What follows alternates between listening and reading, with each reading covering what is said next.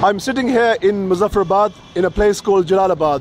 What you see in front of you are a set of buildings built by the Turkish government in the wake of the earthquake in October 2005. There's the banner, and the title today in Urdu is written Malkiyat, Ikhtiyarat or Izhar Rai Ki Azadi, which means possession or ownership, Ikhtiyarat meaning control, or control, اختیارات کو control ہی کہیں گے نا, ٹھیک ہے, and Izhar Rai Ki Azadi, freedom of expression, and it's written there, District Complex, CB, Muzaffarabad. And in these buildings here you will find the law courts, certainly at the district level, district magistrate level, and you will find administrative offices beyond that.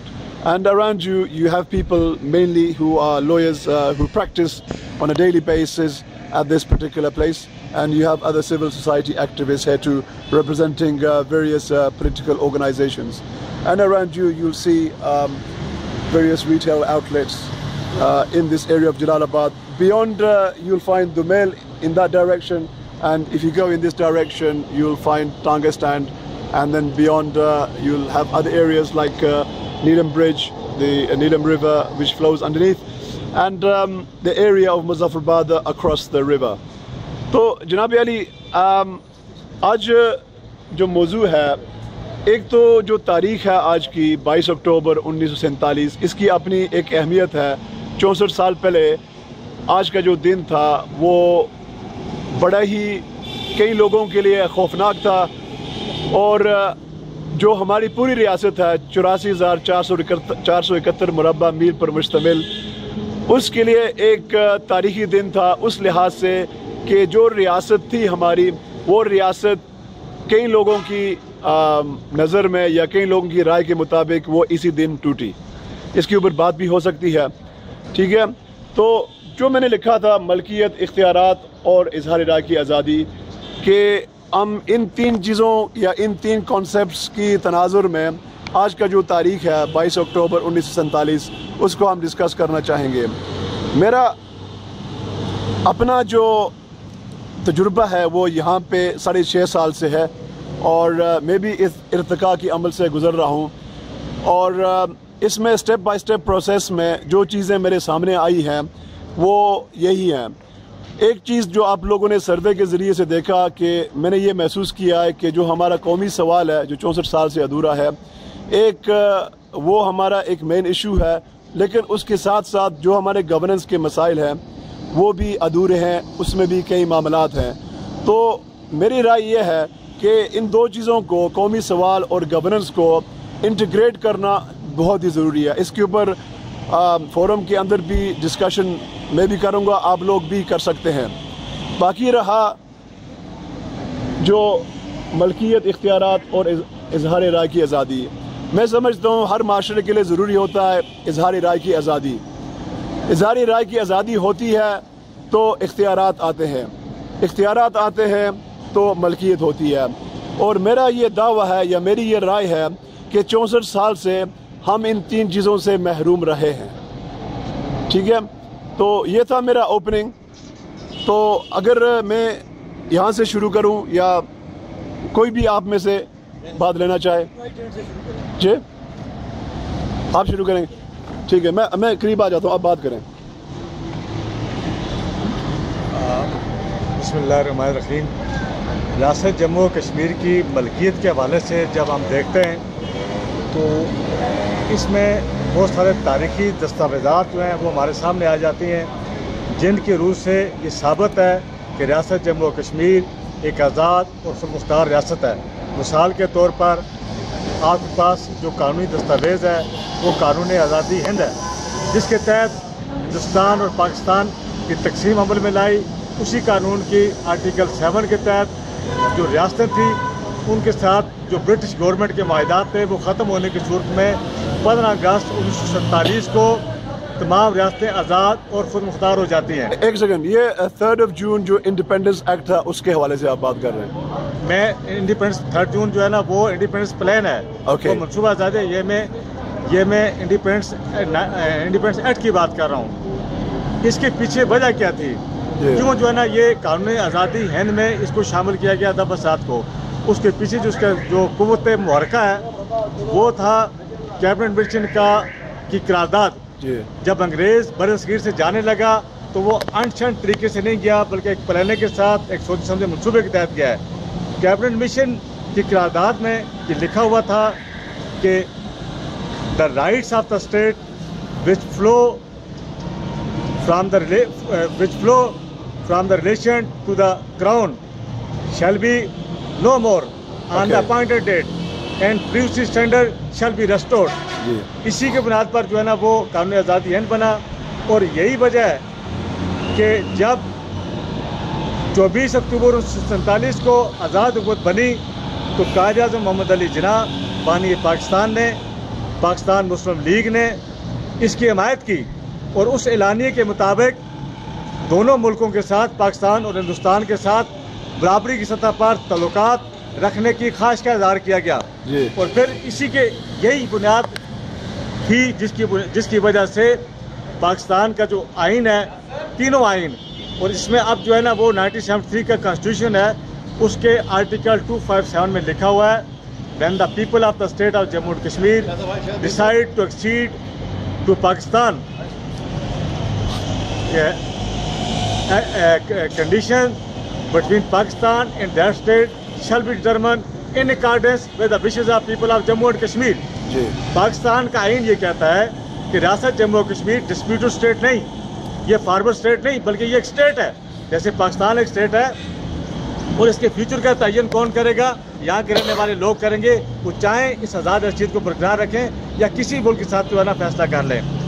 یہی وجہ تھی کہ 13 اگست 1947 کو، یہی وجہ تھی کہ 17 جنوری اور 20 جنوری کی جو قراردادیں اقوام متحدہ کی، اس کے اندر رائٹ آف سیلف ڈٹرمنیشن کی بات کی گئی ہے، جس کا مطلب ایک مکمل آزادی ہے. اور یہی ایک فورس تھی جس کی وجہ سے پاکستان نے اقوام متحدہ کے اندر یہ ٹروس ایگریمنٹ کے اندر لکھ کر دیا کہ وہ اپنے تمام سیولین اور اپنی مسلح افواج کو ریاست جموں کشمیر کے حصے سے باہر لے جائیں گے، جس کے بعد رائے شماری کا آغاز ہوگا رائے شماری سے قبل. اور اسی کے تحت جو UNICP کی ریزولوشن ہے، اس کے تحت پاکستان کو گلگت بلتستان کے اندر یا آزاد کشمیر کے اندر کسی قسم کی حکومت سازی، حکومت بنانے، بگاڑنے، آئین دینے، حکم چلانے کا قطعاً کوئی اختیار حاصل نہیں ہے.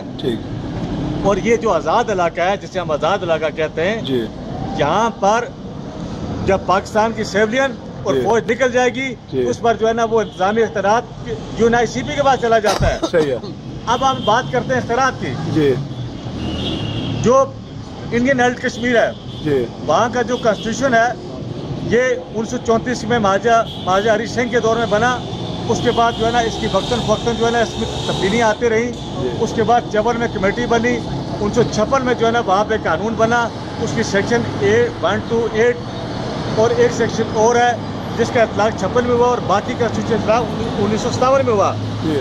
اس کے بعد جو ہے نا بھارت نے اپنے کانسٹیٹیوشن کے تحت وہ ایک دفعہ کا ایجادگی کرتے ہوئے اس کو جو ہے نا وہ اس کو شامل کیا آپ نے اس کے ریاست کے اندر.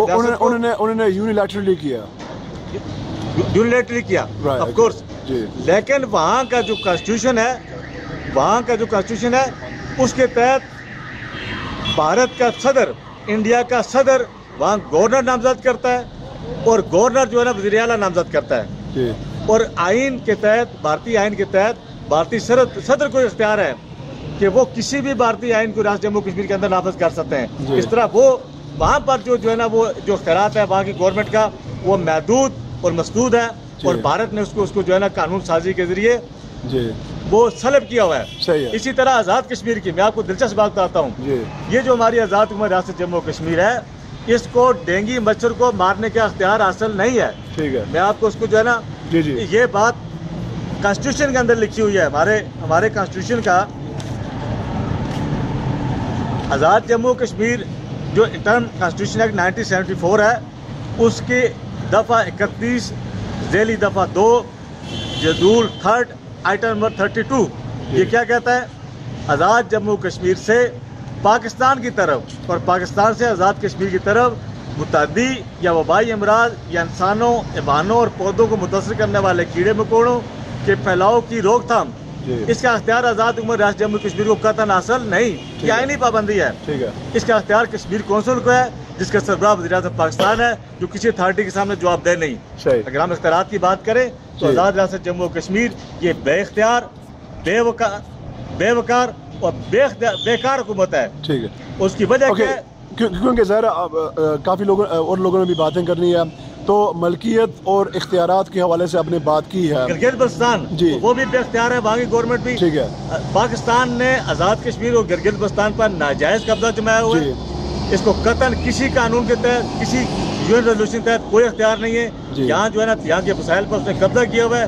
یہاں اپنے ایجنٹ گلگت بلتستان اور آزاد کشمیر بھیجے ہوئے ہیں، انہیں جنہیں وہ مخبر ہیں، انہیں ہم لینڈ افسر کہتے ہیں۔ تمام وسائل پر پاکستان کا قبضہ ہے، پانیوں پر، فضاؤں پر، معدنیات پر۔ یعنی میں آپ کو لسٹ بتاؤں تو اس سے بدترین غلامی کی شکل دنیا میں کہیں نہیں ملے گی جو پاکستان اسلام آباد گورنمنٹ نے یہاں تک جو ہے نا وہ قائم کی ہوئی ہے۔ جو آخری بات ہے کہ اس 64 سال میں اظہار رائے کی آزادی کے متعلق کیا کہیں گے آپ؟ قطعاً گلگت بلتستان اور آزاد کشمیر میں کوئی آزادی، اظہار رائے کی آزادی نہیں۔ آپ کے سامنے مسائل موجود ہیں۔ سردار محمد عبدالقیوم خان نے جب بات کی اس کو گرفتار کر لیا، کیس خورشید صاحب نے جب بات کی اس کو گرفتار کر لیا، اور جب چودھری غلام عباس جو تحریک آزادی کے جو ہے نا نمائندہ لیڈر تھے ان کو گرفتار کیا، بلکہ ان کو مجبور کیا کہ وہ سیاست چھوڑنے کا اعلان کیا انہوں نے۔ اس طرح کوئی شخص بھی آپ کو کس سال میں؟ کس سن میں؟ یہ 1950 سے آنورڈ۔ اور یہاں جو ہے نا وہ ریاست جموں کشمیر کے ہیرو شہید کشمیر مقبول بٹ کو جو ہے نا یہاں بھی گرفتار کیا گیا، وہاں پہ پھانسی دی گئی۔ یعنی انڈیا اور پاکستان درمیان ایک بے نام معاہدہ موجود ہے کہ یہاں کے اسٹیٹس کو مینٹین رکھنا ہے، یہاں کے کشمیر کے وسائل پر انڈیا اور پاکستان نے قبضہ جمانا ہے اور یہاں کے لوگوں کا استحصال کرنا ہے۔ یہ ان کی کامن پالیسی ہے۔ ٹھیک ہے جناب، یہی اسی موضوع کی پر 22 اکتوبر کے حوالے سے تاریخی پہلو بھی اگر آپ چاہیں وہ ڈسکس کریں، اور دوسرا جو ملکیت، اختیارات اور اظہار رائے کی بسم اللہ الرحمن الرحیم۔ جی میرا نام شہید وقار حسین کاظمی ایڈوکیٹ ہے، یہاں مظفر آباد کا میں رہنے والا ہوں، عرصے سے وکالت جہاں کر رہا ہوں۔ بیسکلی بات یہ ہے کہ آج 22 اکتوبر ہے، 22 اکتوبر 1947 کو یہ دن جس کو ہم یوم سیاہ کے طور پہ منا رہے ہیں۔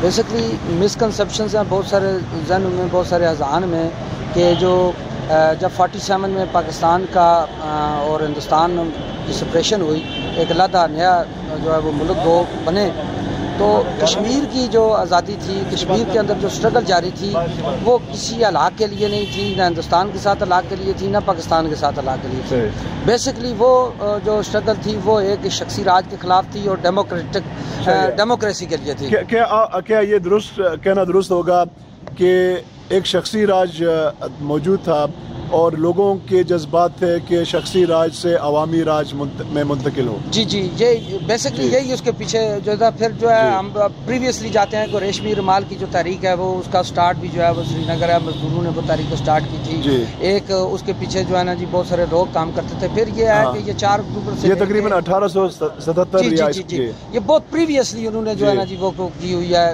یہاں پہ تحریک تھی۔ اور میرا خیال ہے ہندوستان اس کے بعد موٹیویشن اس کے اندر آئی ہے، اور پہلے سے کشمیریوں کے اندر یہ موٹیویشن موجود تھی، اور وہ شخصی راج کے خلاف بھی تھے اور اپنی علیحدہ ایک کانسٹیٹیوشنل اسمبلی چاہتے تھے، ڈیموکریسی چاہتے تھے اور انڈیپینڈنٹ اسٹیٹس کے ساتھ۔ یہی وجہ ہے کہ 12 اگست 1947 کو مہاراجہ کشمیر اور جو ہے وہ حضرت قائد اعظم کے درمیان ایک معاہدہ اسٹینڈ اسٹل ایگریمنٹ ہوتا ہے۔ اسی طرح جو ہے ہندوستان کے ساتھ بھی اسٹینڈ اسٹل ایگریمنٹ ہوتا ہے، اور یہ چاہتے ہیں کہ یہ جو نیچرل ریسورسز ہیں اس کے اوپر دونوں ملکوں کا جو ہے وہ رہے اور ہم بھی تجارت کرتے رہے۔ تو یہ اس طرح کا ایک معاہدہ قائمہ جو تھا، تو 22 اکتوبر کو جو ہے نا جس کی وائلیشن کی گئی ہے، پاکستان کی طرف سے وائلیشن کی گئی ہے۔ غیر ریاستی جو ہے نا کچھ لوگ وہاں پہ آئے ہیں، وہ بلکہ شکل میں آئے ہیں، وہاں پہ آ کے انہوں نے یہاں کا جو ایک جو سیکولر ماحول تھا، جو ایک اپنائیت کا ماحول تھا، اس کو ختم کیا اور بلڈ شیڈ یہاں پہ کیا، اور یہاں کے لوگوں کو کلنگ کی، ہیومن کلنگ کی۔ انہوں نے مسلم نان مسلم جو ہے نا سب کو مارا ہے اور ریسورسز پہ قبضہ کیا۔ ایون دین یہ بھی تھا کہ خواتین کے کانوں سے بندے تک انہوں نے اتارے ہیں،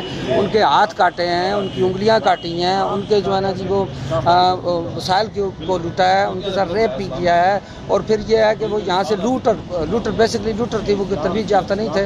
تو اس طرح کے یہ کنسپریسی کے ذریعے جو ہے نا جی ہماری اسٹیٹ کو جو ہے نا جی وہ جس طرح کہ ہندوستان کو 3 حصوں میں تقسیم کر دیا گیا, اسی طرح کشمیر کو بھی 3 پارٹس میں تقسیم کر دیا گیا.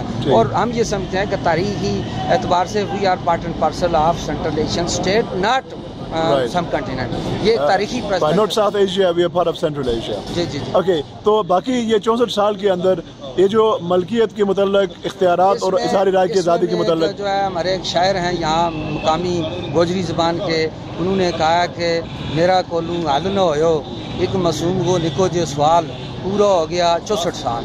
ٹھیک ہے جی. پھر یہ ہے کہ میرے دیش کے نقشو لے کے آئیو میرے جاتک, میرا کولوں پوچھن لگو منا دسو میرے دیش دیوتا کس نے لائی رتی لیگ, کس نے کیو خراب, منا دیو جواب. تو ہم یہ سمجھتے ہیں کہ جہاں تک اختیارات کی بات ہے, آزاد حکومت ریاست جموں کشمیر جہاں پہ ہم رہتے ہیں, یہاں اختیارات اتنے ہی ہیں کہ یہاں کا پرائم منسٹر اور پریزیڈنٹ, فائنانس منسٹر جو لینڈ افسر ہے پاکستان کی طرف سے یہاں پہ آیا ہے, اس کی پیشگی منظوری کے بغیر چپراسی تک کا تقرر نہیں کر سکتے ہیں. یہ ہمارے اختیارات ہیں. اس سے اگر ہم بہت آگے جائیں گے, پھر یہ ہے کہ یہاں پہ ذاتی رائے کی آپ بات کرتے ہیں تو ذاتی اظہار رائے کیا ہے. مثلا یہاں پہ جو کانسٹیٹیوشنلی ہمارے اوپر اس بات کی پابندی لگی ہوئی ہے کہ جو نیشنلسٹ فورسز ہیں ان کے اوپر یہ پابندی لگی ہوئی ہے کہ وہ الیکشن میں نہیں جا سکتے ہیں انٹل اینڈ انلیس, جب تک وہ علاقے پاکستان کی شک کے اوپر سائن نہیں کرتے ہیں. ہم یہ سمجھتے ہیں کہ یونائٹڈ نیشن ہیومن چارٹر کے ریزولیشن جو بیسک ہیومن رائٹس ہیں اس کی وائلیشن یہاں پہ ہو رہی ہے, سری اینڈ کلیئر کٹ وائلیشن ہو رہی ہے اس کی. اور ہم یہ سمجھتے ہیں کہ کشمیریوں کے ساتھ ایک طرح کا جو ہے وہ رولنگ سٹون ان کو بنایا گیا, ان کو کنفیوز کیا گیا ہے, جبکہ ہم یہ کہتے ہیں کہ اس کی ذاتی کے بہت جو ہے نا جی وہ آسان حل موجود ہے. 2 + 2 4 ہوتے ہیں. ہم یہی کہتے ہیں کہ اس کو اس پرسپیکٹس میں نہ دیکھا جائے. پاکستان اور ہندوستان یہاں کے ریسورسز جو مین ریسورسز ہیں, جو سب سے بڑا ریسورس ہے وہ واٹر ریسورس ہے, منرل کا ریسورس ہے, اس کے اوپر قبضہ جمانے کے لیے ان کے درمیان جنگیں ہوتی رہی ہیں, اب بھی جنگیں ہو رہی ہیں اور مستقبل میں بھی جنگیں ہوتی رہیں گی. اور ہم یہ سمجھتے ہیں کہ یہ ہمارا جو یہ خطہ ہے, یہ مظفر آباد کا جو کہتا ہے کہ مستقبل میں یہاں پہ بہت سارے مسائل پیدا ہونے والے ہیں. یہاں پہ ایک جو سب سے بڑا مسئلہ جو پیدا ہونے والا ہے وہ ماحولیاتی بحران ہے, ماحولیاتی آلودگی ہے. انوائرمنٹ ہمارا متاثر ہو رہا ہے. نیلم جیلم پروجیکٹ کی وجہ سے یہاں ضلع مظفر آباد کے اندر پانی کا بحران پیدا ہونے والا ہے, ماحولیاتی بحران پیدا ہونے والا ہے. اس کے پیچھے پھر یہ ہے کہ آبی حیات کو یہاں پہ خطرہ ہو گیا ہے. جو پانی زہر آلود پانی جو سرنگوں سے نکلتا ہے اس کو فلو کر دیا جاتا ہے کہاں پہ, دریاؤں کے اندر. وہاں جو آبی حیات ہے, جو مچھلی ہے ہماری یا دیگر جو آبی حیات ہیں وہ متاثر ہو رہی ہیں. پانی جو ہے وہ ڈسٹل واٹر میں, زہر آلود واٹر میں آ رہا ہے. اس کے لیے کوئی ٹریٹمنٹ پلانٹ نہیں لگایا گیا ہے. مظفر آباد کے اندر آئندہ 10 سالوں کے بعد یہاں پہ پانی ناپید ہو جائے گا, ایک پانی ایک مثال بن کے رہ جائے گا. ہم یہ کہتے ہیں کہ اس کے اوپر اس وقت تک کوئی توجہ نہیں دی گئی ہے. ہمارا جو ینگسٹر ہے, ہمارا جو نوجوان ہے, وہ اس بارے میں بہت تھنکنگ ہے اس کی. باقی رہی بات اس کی جو آپ کا جو ملکیت اختیارات, ملکیت کے بارے میں یہ ہے کہ کشمیر جو ہے وہ بیسکلی جو 84,471 مربع میل ہے, یہ اس کا ایک ایک ذرہ ایک ایک انچ جو ہے وہ یہاں کے رہنے والوں ان کا ہے. اور ہم یہ سمجھتے ہیں کہ یہاں پہ رنگ, نسل, مذہب کی بنیاد پہ ہم آزادی نہیں لینا چاہتے ہیں, بلکہ ہم یہ کہتے ہیں کہ کشمیری جو ہیں وہ یہاں کسی رنگ کا, نسل کا, مذہب کا بندہ ہے وہ آزاد ہے. وہ اس کو وہی سٹیٹس ہے جس طرح ایک عام شخص کا سٹیٹس ہے, جس طرح مسلم کا سٹیٹس ہے, اس طرح ہندو کا سٹیٹس ہونا چاہیے. میں آخری سوال یہ کرنا چاہتا ہوں کہ یہ جو جن اختیارات سے ہم محروم ہیں, ملکیت سے محروم ہیں, اظہار رائے کی آزادی سے محروم ہیں, تو تجویز کیا آپ پیش کرتے ہیں کہ یہ کسی مہذب یا سول انداز میں کیسے ایڈریس کیا جائے؟ اس میں بیسکلی یہ ہے کہ میں یہ سمجھتا ہوں کہ ہم نے جو ہمارے نوجوان ہم یہ لوگ سمجھ رہے ہیں ایز اے پولیٹیکل کارکن, میں 22-24 سال سے جو ہے لیفٹ کی پالیٹکس پہ ہوں اور میں کر رہا ہوں. ہم یہ سمجھتے ہیں کہ اس دنیا میں, مہذب دنیا میں جہاں بیٹھتے ہیں, جہاں دنیا جو ہے وہ گلوبل ولیج بن چکی ہے. گوگل پہ آپ جو ہے نا جی پوری دنیا کے کہیں بھی آپ جو ہے نا جی وہ وزٹ کر سکتے ہیں. تو اس میں ہم مہذب معاشرہ, جو لوگ انسانی ذاتیوں پہ یقین رکھتے ہیں, جو لوگ انسانی حقوق کے چیمپئن ہیں یا جو یہ کلیم کرتے ہیں, اور بالخصوص کیونکہ یونائٹڈ نیشن آرگنائزیشن ایک واحد ادارہ ہے جس نے انسان کے بیسک رائٹس کو پروٹیکٹ کرنا ہوتا ہے, ہم ان سے مخاطب ہیں. ہم ان کو یہ بات کہتے ہیں کہ خدا را اپنی قراردادیں جو آپ نے خود جن پہ سائن کیے ہوئے ہیں, جو پینڈنگ پڑی ہوئی ہیں آپ کے پاس, جن کے اوپر قرعہ لگ چکا ہے, جو گل سڑ رہی ہیں, اس کے اوپر امپلیمنٹ کرائیں. اور یونائٹڈ نیشنز کی قراردادوں سے یا یونائٹڈ نیشن کے اس رول سے جب یہاں عوام کا اعتماد اٹھ جائے گا, پھر بلڈ شیڈ ہوگا, پھر ہیومن کلنگ ہوگی, پھر جینوسائڈ ہوگی, پھر اٹراسٹیز ہوگی, پھر سارے معاملات یہاں پہ ہوں گے. ہم یہ کہتے ہیں کہ ہماری ان قراردادوں کا حل جو ہے وہ یونائٹڈ نیشن کی قراردادیں وہ یہاں پہ پلیبیسٹ کروانے کے لیے اپنے وعدے کو فلفل کریں, پاکستان کو بٹھائیں, ہندوستان کو بٹھائیں, یہاں بٹھا کے ان سے زبردستی, کیوں کہ اگر وہ اپنی فوج جو ہے وہ اتار سکتے ہیں, افغانستان کے اندر اتار سکتے ہیں, اپنی فوج کو جو ہے وہ عراق میں لا سکتے ہیں, دیگر جو ہے وہ علاقوں میں لے جا سکتے ہیں, افریقہ کے اندر جو ہے وہ رول پلے کر رہی ہیں ان کی جو ہے نا یونائٹڈ نیشن آرگنائزیشن, چھوٹے چھوٹے تضادات کو وہ حل کر رہے ہیں. ہمارا ایک جینون مسئلہ ہے, وی آر ہیومن بینگ, ہمیں انسان ٹریٹ کیا جائے. ہم پڑھے لکھے لوگ ہیں, مذہب معاشرے میں رہنا چاہتے ہیں, مذہب بن کے رہنا چاہتے ہیں, اور دنیا کے اندر جو ہے نا جی ہم یہ چاہتے ہیں کہ ہم بینگ اے نیشن, ہمارا بھی ایک تعارف ہونا چاہیے. تو ہم یہ کہتے ہیں کہ اقوام متحدہ اس کے اوپر, اقوام متحدہ اور دنیا کی جو جتنی بھی عالمی انسانی حقوق کی جو تنظیمیں ہیں وہ اس کے اوپر جو ہے نا جی وہ ایکشن لیتے ہیں. آپ تھرڈ ریزولوشن کے حامی ہیں؟ جی ٹھیک ہے, اوکے جناب یاری, جن کا وقت محدود ہے, میں پہلے ان کی طرف, جی میں کھڑا ہی رہوں گا, ٹھیک ہے. ادھر بارش ہے, ہاں ٹھیک ہے, نہیں مجھے چھوڑیں آپ, مجھے چھوڑیں آپ, نہیں ہوگا جی, بس ٹھیک ہے, میں کھڑا ہی ٹھیک ہوں جی. تو میں عرض کر رہا تھا, موضوع یہ تھا کہ ملکیت, اختیارات اور اظہار رائے کی آزادی, اور اس تناظر میں کہ آج 22 اکتوبر ہے اور بہت سارے لوگوں کا خیال یا رائے یہ ہے کہ جو 22 اکتوبر 1947 کو جو قبائلی یہاں پہ داخل ہوئے, اس کے ذریعے سے یا اس کی وجہ سے ہماری ریاست ٹوٹی ہے. تو ان چیزوں کے بارے میں آپ کا کیا خیال ہے؟ یہ جو تعارف بھی اپنا ذرا. قاضی شاہد حمید جماعت اسلامی سے میرا تعلق ہے, جماعت اسلامی کی مرکزی ایگزیکٹو کونسل کا میں ممبر ہوں. صحیح. میری یہ گزارش ہے کہ یہ جو مسئلہ کشمیر ہے, جو جہاں کے جو آئینی مسائل ہیں, جغرافیائی مسائل ہیں, دیگر پوری کشمیری قوم کے مسائل ہیں, اس کا تعلق جو ہے وہ پاکستان سے بنتا ہے. اس لیے کہ بر صغیر جب تقسیم ہوا ہے تو یہ کشمیر کا مسئلہ بھی پاکستان کے ساتھ منسلک ہے. صحیح ہے. اور پاکستان کے تقسیم کا یہ جو ادھورا ایجنڈا ہے وہ ابھی تک مکمل نہیں ہوا ہے, جس ایجنڈے کے تحت مسلم اکثریتی ریاستوں کو پاکستان کے ساتھ شامل ہونا تھا, اور ہندوستان نے غاصبانہ قبضے کے ذریعے اپنی فوجیں اتار کر کشمیر کے اندر کشمیر پر جابرانہ اور غاصبانہ قبضہ کرنے کی جو کوشش کی ہے. ایک سیکنڈ سنیں, میں آپ لوگ بھی پلیز سنیں, کیونکہ دیکھیں نا شعور دونوں طرف کا ہوتا ہے کہ لینا اور دینا. اس میں یہ ہے کہ 15 اگست ہے, اور اگر میں کوئی بات میری غلط ہے تو آپ لوگ مجھے ٹوک بھی سکتے ہیں, کہ 15 اگست سے یا 14 اگست سے لے کر 22 اکتوبر تک یہ ریاست انڈیپینڈنٹ تھی, اور انڈیا نے بھی اور پاکستان نے بھی, جس کو ہم انگلش میں کہتے ہیں انٹریگ, پولیٹیکل انٹریگز کھیلے ہیں. میں آپ کو وضاحت کروں کہ انڈیا نے کیا انٹریگز کھیلے ہیں. اگست اور اکتوبر کے درمیان جو پہلا پرائم منسٹر تھا ریاست کا مہاراجہ کے انڈر, اس کا نام تھا رام چندر کاک. ایک سیکنڈ, میں اس کے اوپر آؤں گا, نہیں میں اس کے اوپر آؤں گا نا, لیکن کیونکہ ڈسکشن ہے. تو وہ رام چندر کاک تھا جو انڈیپینڈنس کا حامی تھا, ٹھیک ہے. پھر اس کے بعد انڈیا کی انفلوئنس کے ذریعے سے جو آیا ہے پریم چند مہاجن, ٹھیک ہے, اور وہ بھی شاید کچھ معاملات میں نرم تھا یا انڈیا کے موقف کے مطابق نہیں تھا. تو پھر ایک جنرل جنک سنگھ آیا جو پرائم منسٹر بنا ریاست کا. لیکن یہ انڈیا کی انٹریگ ہے اس 2 مہینے میں. دوسری طرف سے پاکستان کی بھی انٹریگز ہیں کہ انہوں نے بھی بہت سارے لوگوں کو داخل کرائے ریاست میں. بہت سارے جو مسلمان فوجی تھے ڈوگرا فوجیوں میں سے ان کو انہوں نے کیا، ٹھیک ہے. تو اگر بحیثیت کشمیری، چلو میں یہ تسلیم کر سکتا ہوں یا یہ مان سکتا ہوں کہ ایک اسلامی لنک یا مسلم کا برادرانہ لنک ہونا چاہیے مسلم دنیا کے ساتھ، نہ کہ صرف پاکستان کے ساتھ، یہ میں سمجھ سکتا ہوں بحیثیت ایک مسلمان. لیکن جو ہمارا قومی سوال ہے، کیا یہ لازمی ہے کہ ہم نے اس کو اسی تناظر میں لے کے آگے چلنا ہے یا اس کا کوئی متبادل ہے؟